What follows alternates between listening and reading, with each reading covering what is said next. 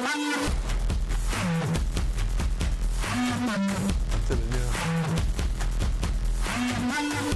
evening, Trinidad and Tobago. Welcome to another edition of Scoreboard here on ACTN. It's always a pleasure. We're here every Tuesday evening between the hours of 8 to 9, where we bring you the news, the views, and all the interviews pertaining to sports in Trinidad and Tobago. On tonight's program, we're going to be talking netball. And for those of you who don't know, the San Fernando Netball League has been around for 58 years. That's a very long time. Maybe older than some of you all can remember. And we have two persons who are part of that organization that's going to be here to tell us a bit about the league. And we have former Trinidad and Tobago netball player Sherry-Ann Blackburn. Sherry-Ann, it's a pleasure. Welcome to ACTN. Thank you very much. And we have, let me make sure because I done mess up once already, Asabi Seret, yeah. Right, a young budding netball player who is part of the league. Welcome. Sherry-Ann, 58 years is a very long time for any sporting organization to be in existence. Yes. What's the secret? Well, the secret is that the passion has not died and we continue to encourage persons to play the sport. Netballers are driven by that inward passion. And the secret in South is that South has, people in particular, has recognized that sport is a vehicle for discipline, for social, development, and it's also an outlet for them, that people look forward to congregating in sport. The Southern talent is rich because there are several persons who have transitioned. And I guess because of the excellence that has been achieved, South pride itself in this continued development of the sport. Very few people will remember that netball was one of the first team sports to ever bring a world championship to Trinidad and Tobago. Yeah. That's with Jean Pierre and those things. Yeah. But somewhere between then and now, the sport has taken, I don't know if I would use the word nosedive, but it is not as prominent as in the past. In the past, yeah. netball was there. It was, it was a big excitement at games, you will think. But for whatever reason, you all are keeping the sport alive. Yeah.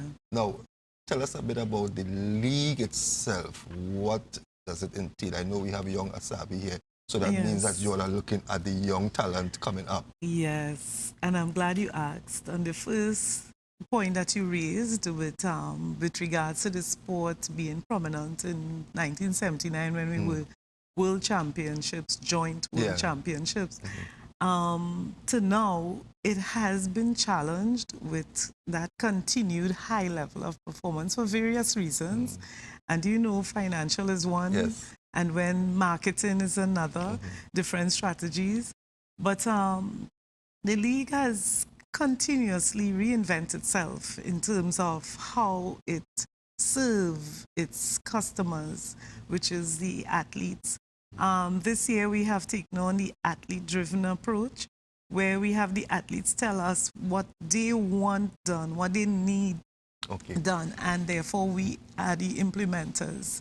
And we have taken on that approach so that the athletes cannot say or will not be in a position to point fingers and say that executive or those in leadership do what they feel and then we have to follow. So it's driven by them. We have taken on the approach to encourage young players and schools to participate. So what we did in San Fernando Netball League this year is encourage schools or clubs to adopt a primary school or secondary school. That's good. So that senior and experienced clubs were challenged to bring schools on board because we realized that there is low participation at the primary level And as a result, the transition to the senior level has become a challenge. So we challenge clubs. If you do, we will provide incentives for you for doing that. So we had a few clubs who bought into it, some didn't, but we are appreciative that some clubs did reach out to schools, and that's the plan for now. Let's talk a bit about 2018. The season is already started. Yes. How are things going so far? And right. I know in everything you must have little challenges. So what are some of the challenges you all face right now? Well, the season started on the 19th of May at Southern Regional Indoor Sport Arena. We saw teams marched, they parade. We had persons there invited, you know, special guests. So far, our challenges are financial. That's first and foremost, because even to use the indoor, we have to pay for that. We have, though, engaged the minister and the director of sport with regards to assisting us with finances in terms of waiving some of the fees to assist us, so that we can have our games played in a safe environment. We have had tremendous support. Because you all charge, We do charge a small entrance fee.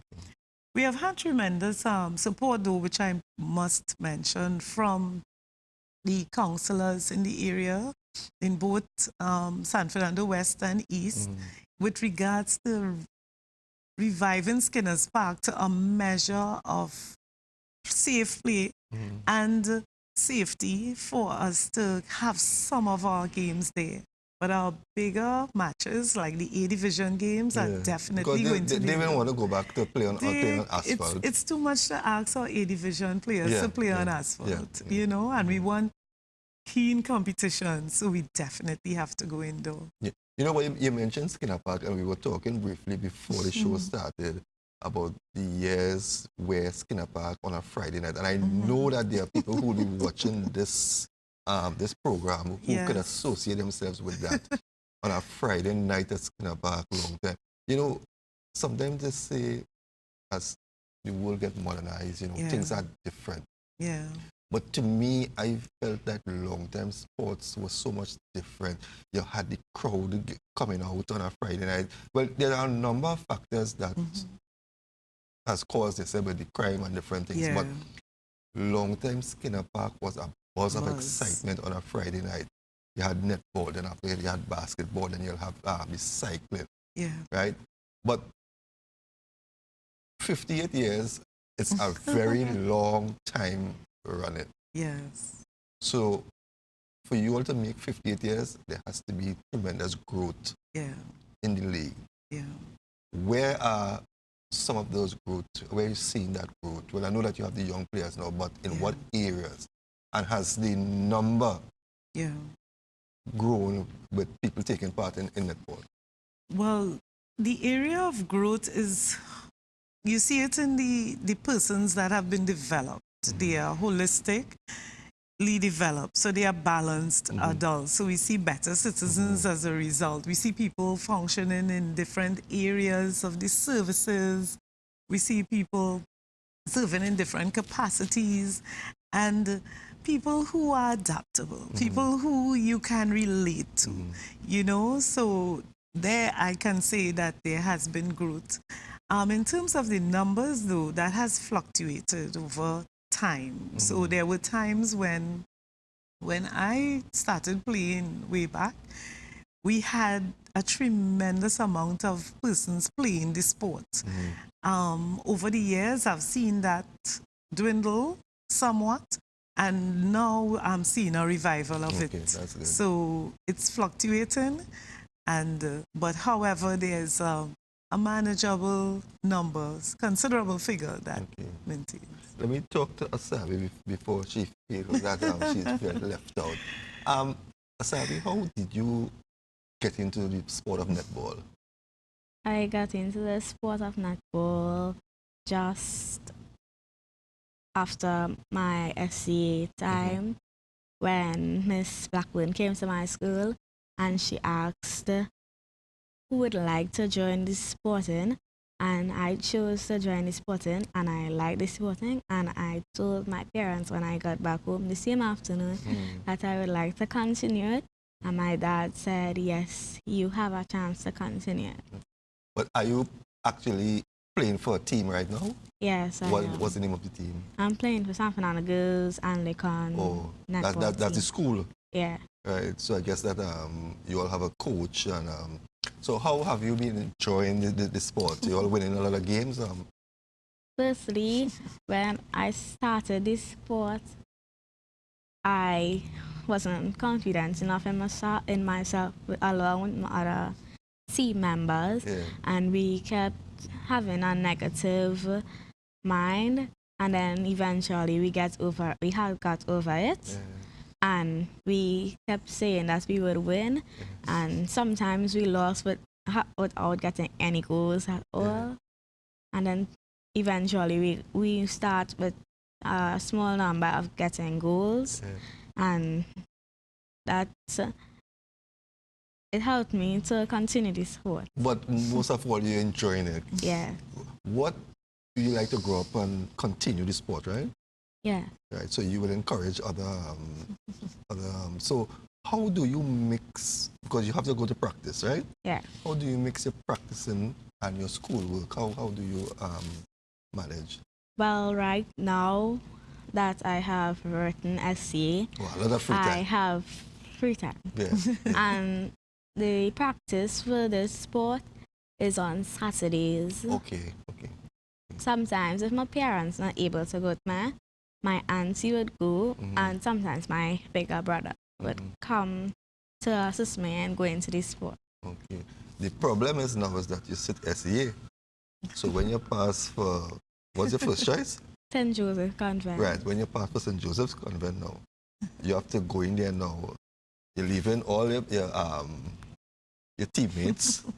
So you have to go there now and try to encourage your classmates at Convent now to continue the sport. So you will come like a leadership, take a leadership role then, because you will have to carry this sport, because I don't think Convent is Convent part of the... They're not a team in the league, but they do play though. They do play, yes. So it might be easy, you know, for her to influence some of the... Abby's a young leader, so Asabi is a young leader, so she'll do that.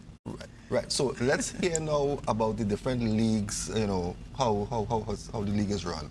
I guess with Asabi and them, that's the... Okay, so we have 3 levels of competition. We have the beginners division with Asabi, and which are the primary schools. And we have 2 groups in that division, because them little children could reach the well, you would be surprised. Okay, they're doing things, you know. So they're aspiring. As well as we have the secondary school playing in that division. But because we have primary school, we separated the division. And so we have secondary. What sort of numbers do you have in the secondary school? We have... Are they coming out?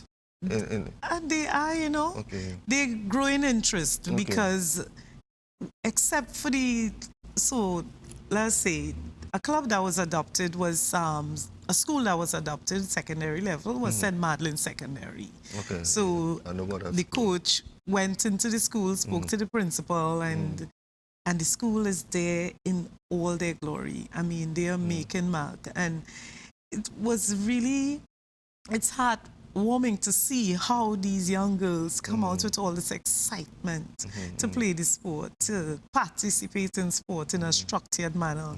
Another school that I'm impressed with is Open Secondary. They coined their own name because it's MudSec and Open Bible merged. Okay. And without intervention from teachers, these children said they were passionate to play, and therefore they made a team. And they were there, and they were victorious at their first match, actually, to tell you.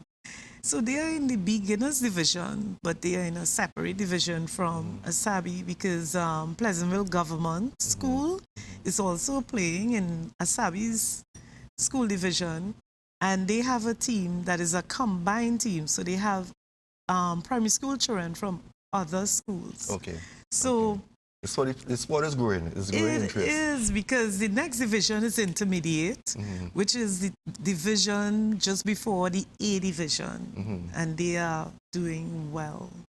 You see, I think sports help children a lot with discipline, because Yes. you mentioned St. Madeleine, and well, I was fortunate to be at St. Madeleine for about 12 years, coaching the boys and girls football team. Oh, that's And I had fantastic. also introduced boxing to the school, Yes. right? And I could recall that the boys team and the girls team were made up of students who the teachers always had problems with, as in discipline children. Yes. And I can recall one day that I was ever disrespected. So Wow. sometimes sports and getting involved, because I always say Yes. not every student is academically inclined. So you and need that's to true. put things in place Yes. that will, when the mind starts to go astray, Yes. they have something, right? Yes. Now, let's hear the days of the competition, Yeah, when your finals will be, and right. you know. Well, I can give you the days of competition will be Tuesdays, Thursdays, and Saturdays. We play on some Sundays, Sunday afternoon. We start competition at 5 p.m. During the week, and on weekends we start as early as 1. Okay, we play both at Skinner's Park and at the indoor. So during the week, we play in Skinner's Park, but we're not going to start there till next week. Okay. We're going to have 2 games today, but the park is not completed. So we will... What's the problem with the park now? Well, they're still doing repair work. So they're really, really doing a lot to help us. Okay. And we appreciate but the effort. You'll have to pay for there. We do not have to pay for there. And they're doing as much as they can to make it ready and safe for us to play. So while that is being done, we will play our games during the week at the indoor, and on weekends, definitely. What about coaching programs? Right. Like you all have coaches that goes to school, and for instance, a Sabi team. Who's the coach? How they manage? Right. I started off because I also work at the Ministry of Sport and employee with the Ministry of Sport and Youth Affairs as a coach. I went into their school as one and of the schools. And you're still having problems? Okay, let's not go there. Yeah. All right. Well, you would, because it is what it is. Yes, you know what I yes, mean? Yeah. So, in their school, but I needed assistance. So, Khaled Nurse, ex-national player as well, and a parent of a student at their school is assisting with training, coaching at their school. So, you asked about a coaching program. And that's something we have on the table that we're going to try to fund and solicit funds for, because there is a need. We have started with, since 1979, most of the players then turned out to be coaches. And that was one of the things that helped the sport to continue to grow. But since then, all the persons that played in 79 that were coaches, George, they have all left the service and they have not been replaced. I am the only coach left there. So it's difficult to manage that. So now we have to do more coaching programs, conduct more, so that we can have coaches go out into the schools. And therefore that will increase participation tremendously. Is netball in good hands? And when I say good hands, we are yet to reclaim the good glory days by... I know you all get so much fans if tomorrow we hear the under-19 or the senior squad win some competition. Because, you know, that's how Trinidadians are. We love when you win, but when you lost, that's it. Is the sport in good hands, and are we producing players that maybe 2 or 3 years from now we can reclaim that stuff? Maybe if not the top spot, but at least the top 3 in netball? I would like to say that netball is in good hands. It will take us some time to achieve that, accomplish that goal again. I can't say how long, but we are trying to keep netball on the front burner in terms of continuously engaging young persons to play the sport. The transition is tough because in the South, we have to get persons to national training and back, and it's costly. That's a problem with yesterday. It's We were talking costly. about rugby, and that was the same. Yeah, it's costly. And you know, strange enough, most of our talent comes from rural communities. You say that lightly. I endorse it, underline it, No, because I'm out there. Yeah, no, honestly, and for real. And what kills us is that finances, we don't have the finance to leave from point A to reach to point B, and we lose the talent somewhere between there. Yes, because even as I coach, I travel, so I see point 410, you know, Maruga. You see the talent, it's rich library. How are we going to get those persons in a timely manner without sacrificing their education, work, family to the venues to train? And I think there should be a national approach where we have strategic training in different locations throughout the country, and that the team probably meets once or twice a week to gel, or we need to restructure the way we do it if we are to get the talent that we see that exists. Asabi, what position you play in this sport? There are different positions. I started off in playing center pass, and I continued in playing goal attack. Are you familiar with any past former Trinidad and Tobago players in the sport of netball? No, I am not. You need to you need to do that. That will give you, like, you know, a yardstick. You know, that will encourage you. What about your team members? When you all come out to train, what's the atmosphere like? How do you all, you know, assemble? We assemble when there are games, and sometimes in school we assemble to practice to make it better. Cherian, there's so much that, you know, is happening in our society today with young people. And, you know, we talk a lot, but no one seems to have the solution. But the solution in crime, I believe, is getting young people involved in some activity from a tender age.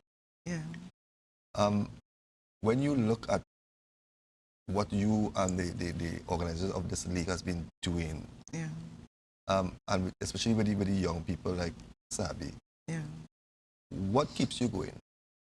Well, I'm glad you asked, because for me, I have a foundation in Christ, and that is my impetus. Actually, that propels me, it energizes me, it keeps me. Up to 2 days ago, a member of the executive asked me, why do you remain so calm? How do you remain so calm under pressure?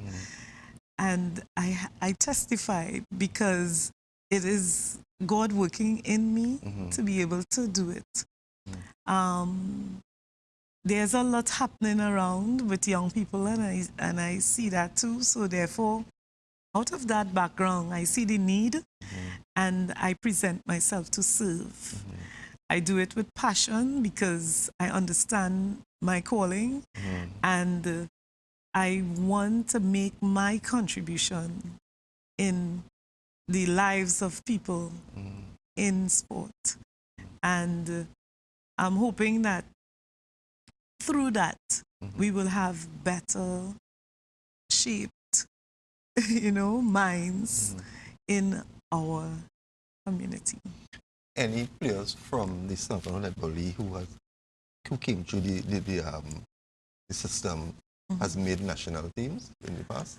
Oh yeah, we have a number of players actually. We have Alison Joseph, we have Erica Utram, we have Heather Charlo Supersad, We have Euphemia Huggins, Peggy Ann Brown. Yes, I know, yeah. You know, yeah, a few. yeah.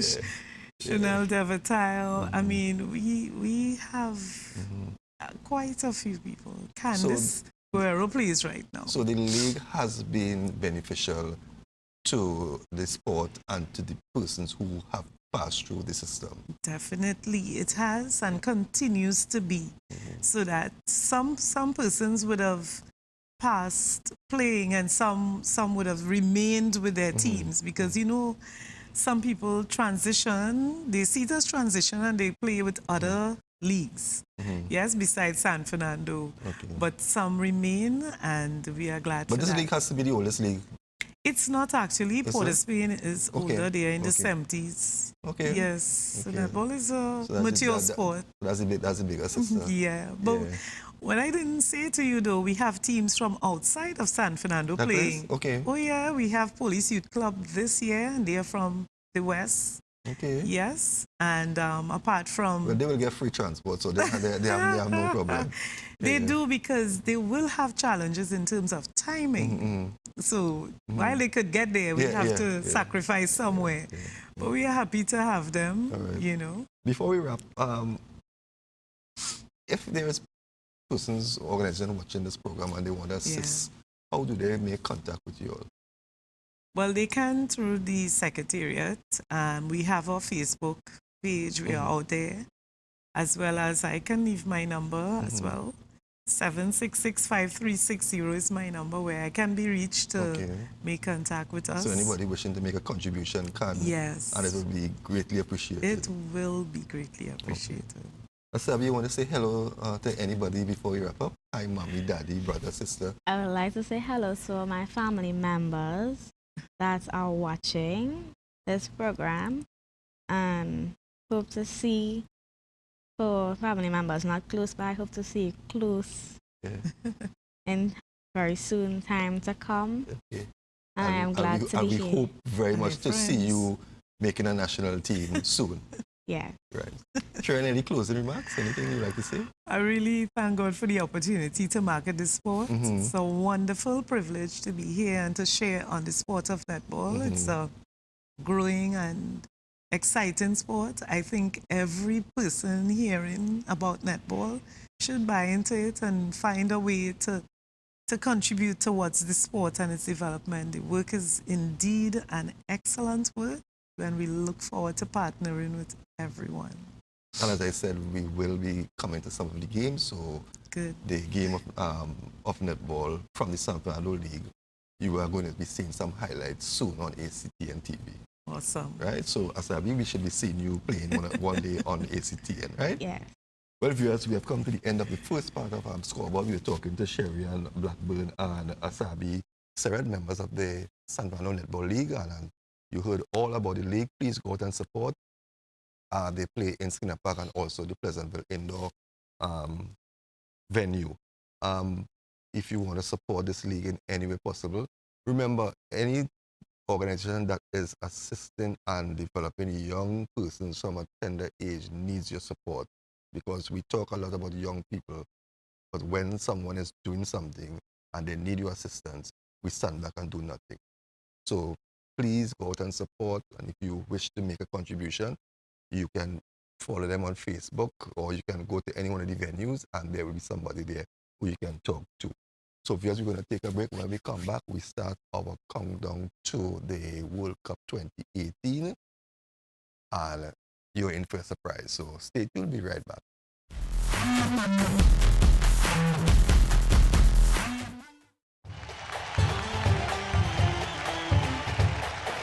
We, from those encounters together, and this was a North-South game to open the season. So the team might be playing well, as we always say with Trinidad and Tobago.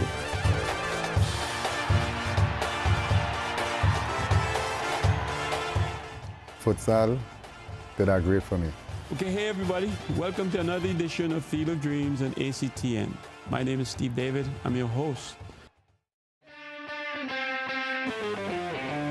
Welcome everyone to another edition of Football 101. Half season and things are looking gloomy for Madrid. Is a Chelsea fan. I only know one side of Manchester and it's red. I don't know about any blue side. Yes, I'm an Arsenal fan. That's very unfortunate. I love you, Messi. Mike wanna say thanks for. No! What are you gonna do? We bring the field directly to your home.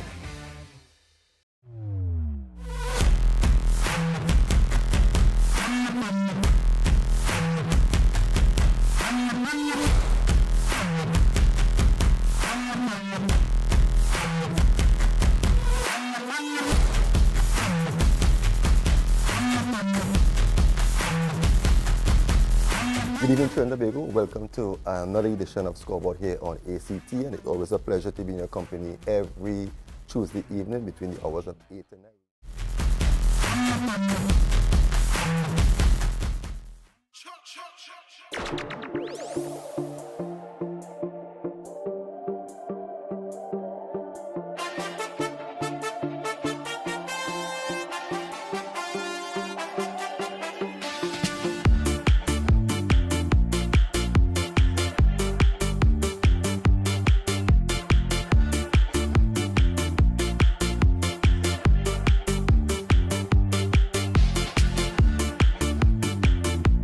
Welcome back to Scoreboard on ACTN, and before we took the break, remember we were chatting with members of the San Fernando Netball League, and now we have switched. Now we are in Woodbrook, to be exact. We are at Smokies and Bunties. The famous Smoky and Bunties, as we're going to continue our World Cup special. And joining me here is my co-host Maria. Maria, it's a pleasure. Welcome. Thank you. And we have a former Scottish goalkeeper, part-time Trinidadian. Well, he's a Trini. And let me introduce to you James Beard. James, it's a pleasure. Welcome to ACTN. Thanks. It's great to be here, and I love the fact that you call me a Trini. So that really touches me. So yes, thanks. So really looking forward to this. So. Well, I know you're claiming to be a Trini. Somewhere along the interview, I hear you say, "Yeah, boy." Yeah, boy, I could do that now, so yeah. Okay, well, we are at your establishment here, and it's World Cup fever. Today is a big game, Portugal, Spain. What's your whole thought on the World Cup? And well, I see you have on an ice counterfeit Iceland jersey. Tell us about your predictions and what's in store. Well, for this game that's coming up, I think with what happened with the Spanish coach being fired, or resigning, or whatever happened there, I think that will affect the players, and I really think that Portugal are probably going to come through because of that. But again, football, you don't know what's going to happen. Lots of talent in both sides. Phenomenal squads actually. But I think football will win, and Cristiano Ronaldo, I think. He didn't turn up for a few of the games recently, the Champions League final, and maybe didn't do as much as what people thought. But I think today he will come up big, and I think Portugal could take it. Yeah. Yeah.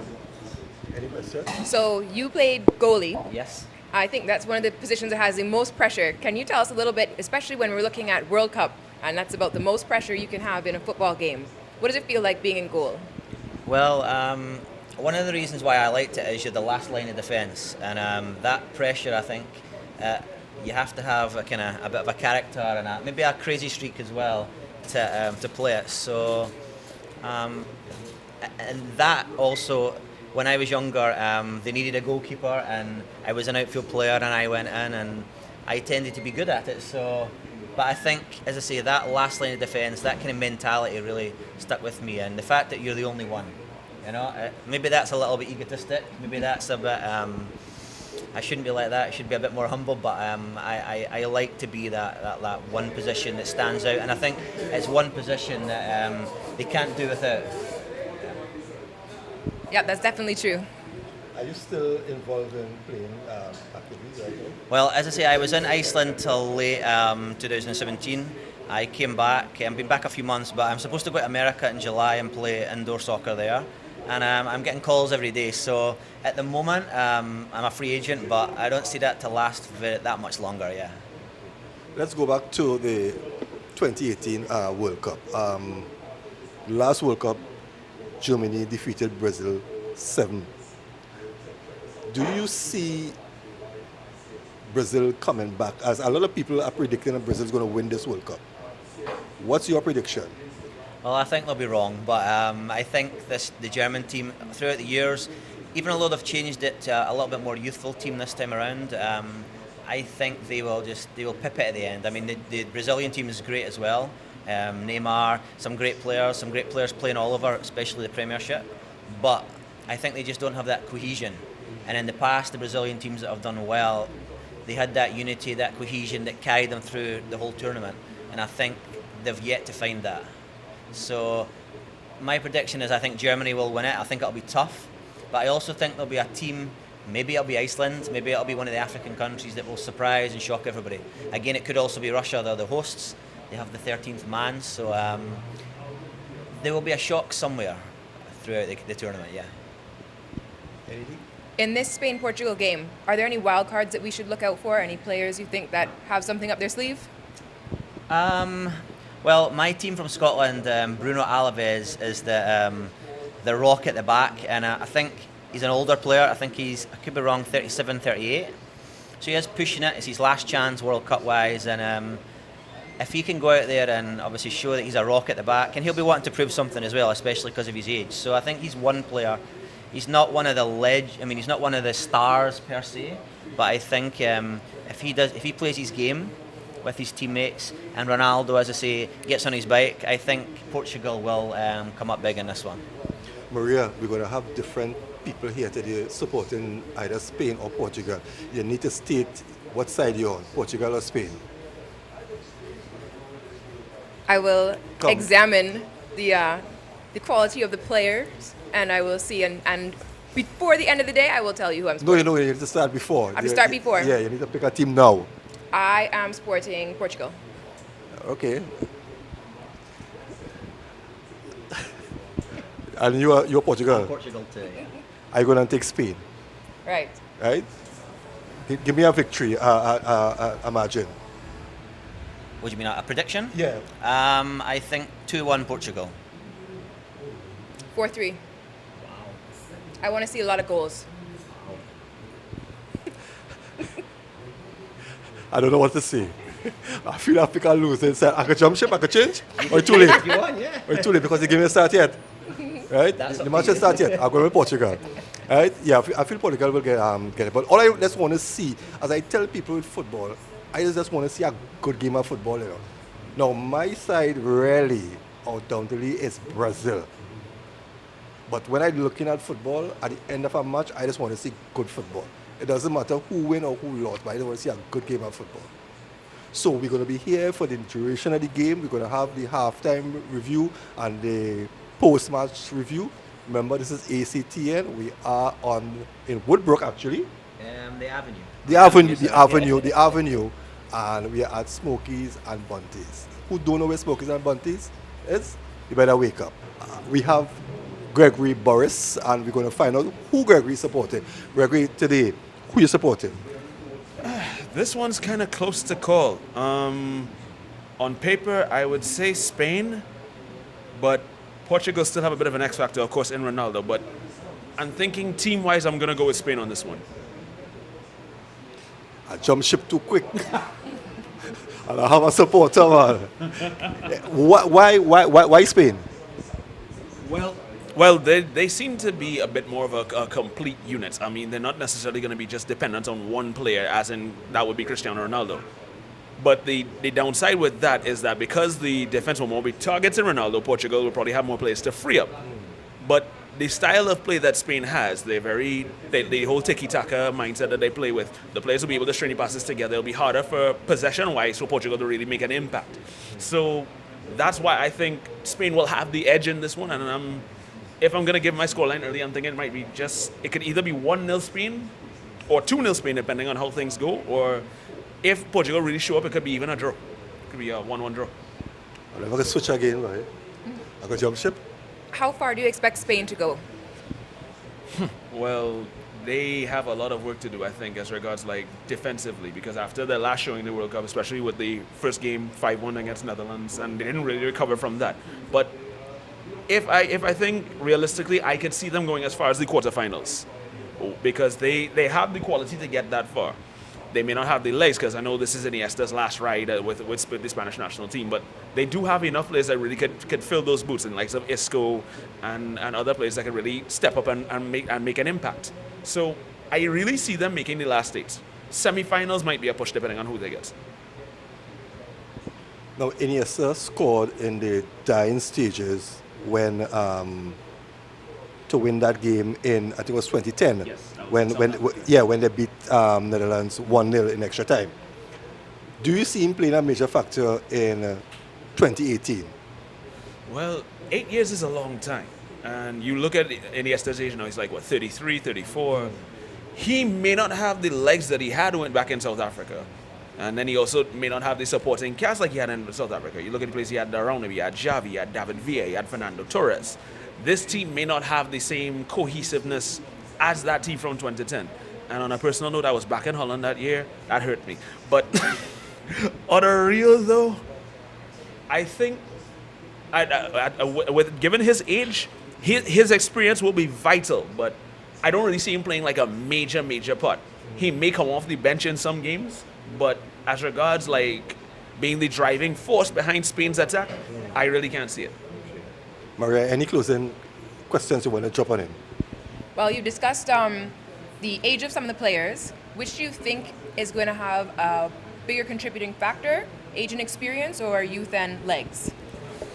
I'm going to tell you like this, football is a very funny game. Sometimes it's even the oldest players that can make the biggest impact. I mean, we've seen in history that there are players even 40 plus that have pulled out some miracles. So I think it really just depends on the day, who really shows up, who really performs on the day. Because you could throw all the factors in, you can throw all the stats around. Once that player performs to the actual natural level, then anything can happen. So I learned that a long time ago, being a player in school. I used to play right back. Football is the most unpredictable sport in the world for me. Because if you look at the last result, nobody expected Iran to beat Morocco. And look what happened. So depends on how much your determination, how much will you really have to win, how much desire that you walk into those games with. That really can be a telling factor. You could be facing Germany, and you could be Iceland. If you have the will and the desire to win that game, you're going to find a way to beat Germany, no matter how strong they are, no matter how much world titles they have. So anything's possible. I don't know who can really win this. Well said, as you heard it from Gregory Boris, and as I said, we are bringing you this World Cup special from Smokey and Bunties, and we'll be right back. We're going to talk to we're going to get some opposing sides, the Portugal and the Spain supporters. We're going to be bringing them in front of you to a debate, because this game is a huge game. We'll be right back after this short break.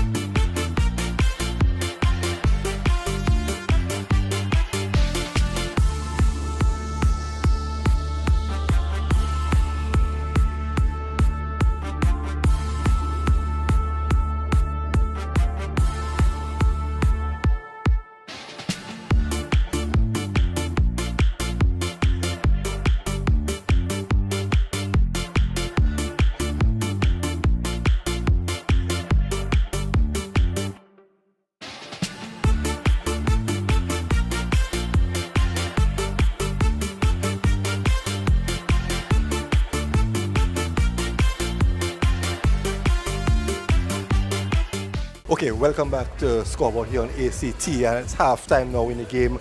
Portugal 2, Spain 1. James, what's your thoughts so far on the first half of this game? Well, it's probably one of the best games I've seen so far in the tournament. I said 2-1 before the game. I would love to see it stay that way, but Portugal opened up the brighter team. Ronaldo's quick feet, obviously they get the penalty, he scored it. But Spain then dominated for maybe 20-25 minutes. But just like football goes, Portugal have came back. That snapshot there and catching De Gea out, and from me, a real goalkeeping error there. So, do Portugal deserve to be 2-1 up? Probably not. Spain really showed a lot of class. They were knocking the ball about, some great football, but that's how football goes. How do you see the second half panning out? Well, I think Spain have a lot about them. You can see that. I mean, Diego Costa looked real strong up front, and they were able to, Iniesta knocking the ball about. I mean, some of the passing was glimpses of Barcelona. It was phenomenal. So if they can get that cohesion again in the second half, I think there is more goals in it. So even though I said 2-1, I think my prediction is probably going to be wrong on at the end of the game, but it just depends how Portugal come out. If they come back out and let Ronaldo run, do the things he should do, defend with a solid fort, fine. But if Spain start to play, well, that's when there's going to be trouble. Maria said 4-3. Do you see that happening? It could very well be. I mean, it's looking like there's a lot more goals in this game, yeah. We've seen a lot of shots on goal. What do you think is contributing to the score staying, are the goalies doing a really good job of blocking, or are the shots off? I think defensively, Portugal, they started off okay, but now they're looking a little off. I mean, there's not been a lot of saves in the game, so I think it's been a midfield battle, but it's probably just a lack of good shooting ability at the moment. I mean, we've got 3 goals, but Diego Costa's main chance he scored, and it was a phenomenal finish again, but there's not been a lot on target, and I think that's the key so far. So Maria, you still sticking with 4-3? I'm sticking with 4-3. When I said Spain at the beginning, I was on a duress because I was outnumbered, right? But I think I could protest now and go with Portugal.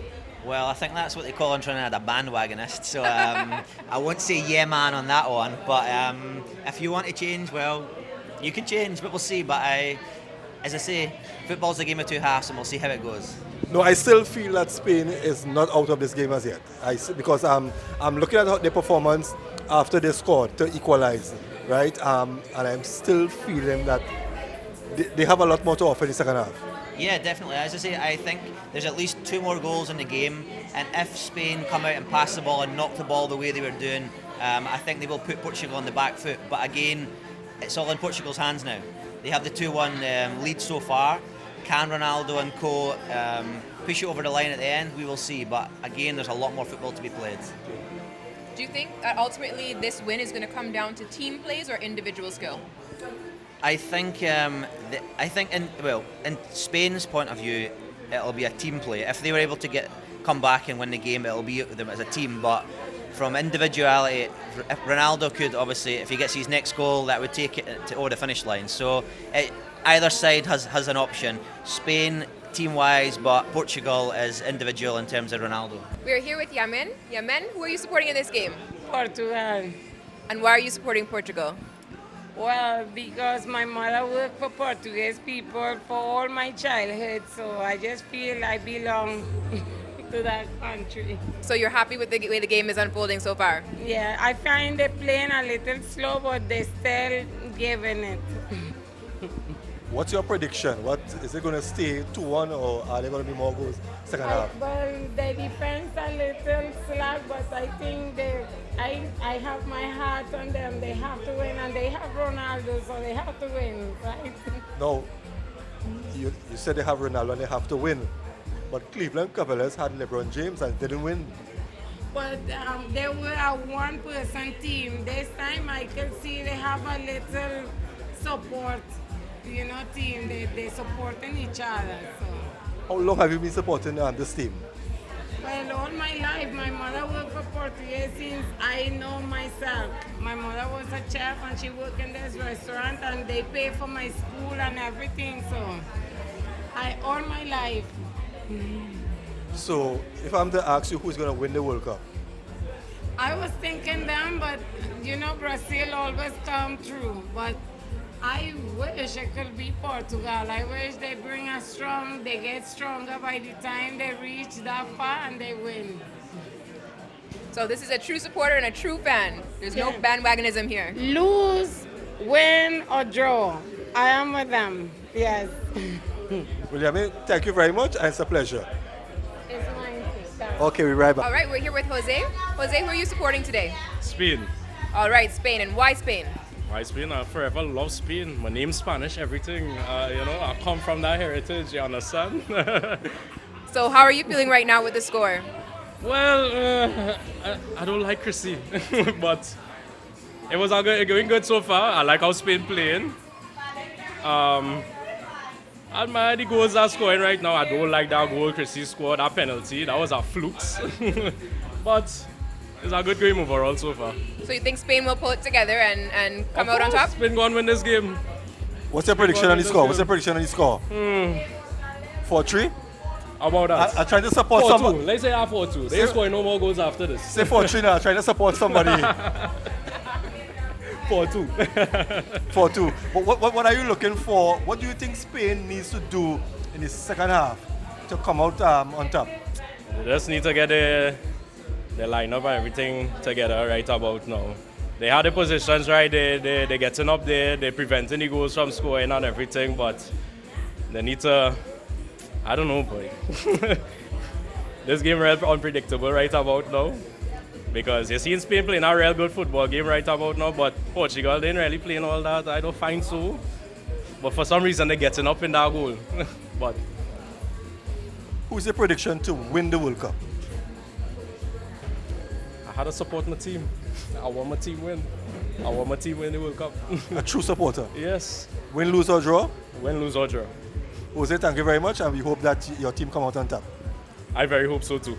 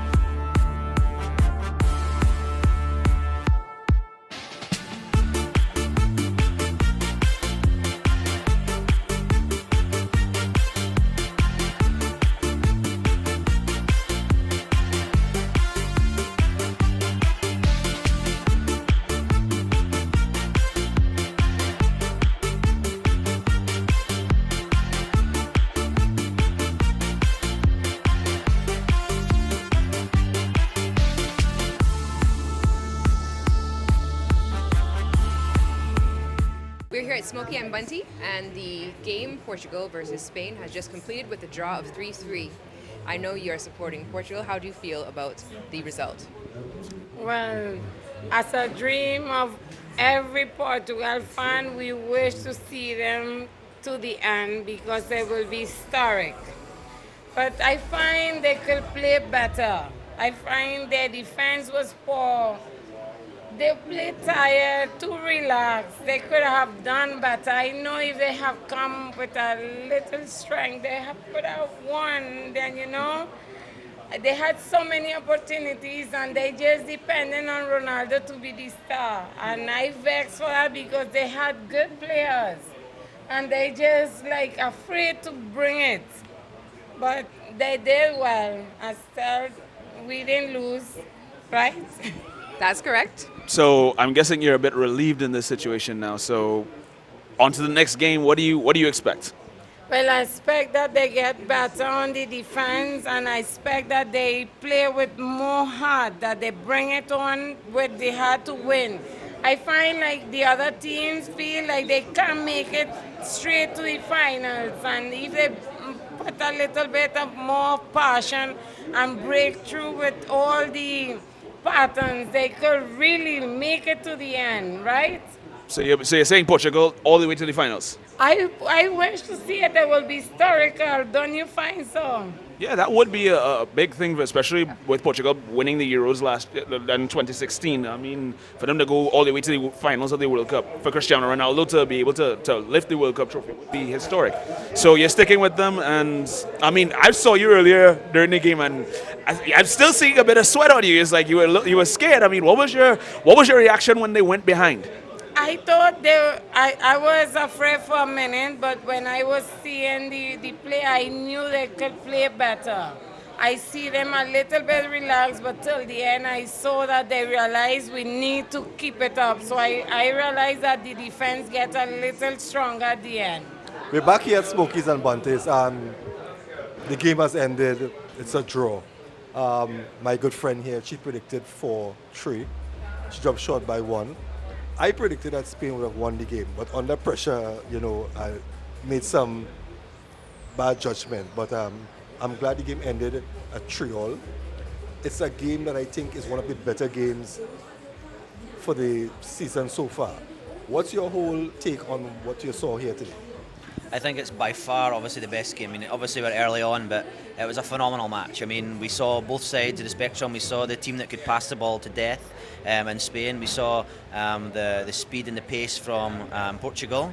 And I think, to be honest, the scoreline is probably a very fair result. Ronaldo came up big at the end there. I mean, I even had glimpses of maybe coming and scoring the fourth, but he did very well. But it was a very evenly matched game. A mistake with obviously the Spanish goalkeeper. But in all fairness, it's the right result, yeah. Maria, disappointed that your prediction didn't come true? I thought for a minute that it was going to, but I'm very happy because I wanted to see a lot of goals, and we did get to see 6 goals in this match. The game was close, it was back and forth, there was a lot of good competition, and it was exciting to watch. I think that's one of the most important things when you're watching a game. Any closing remarks? No, I think it's just a phenomenal match. Great spectacle for all supporters to watch, and I think football won. You know, at the end of the day, we want to see matches like that in all the games after this. We've got all the goals, we've got all the action. I think this game really just had everything. So a great game, and we hope for many more. Maria, any closing comments? Well, I'm very happy to be hosted here at Smoky and Bunty. It's an excellent venue to be taking in the football, and I'm excited to see more in the World Cup. Well, we just want to say a big thank you to James for inviting us here. We'll be here every week to bring you one of the top games, and we will be here for the grand finals. So keep a look on to ACTN. The finals will be coming to you live from Smokies and Bunties. So we say another great edition of Scoreboard. We see you next week. Remember, ACTN every Tuesday, 8 p.m. and a repeat on Wednesday at 1 p.m. Have a blessed week ahead. We'll see you soon.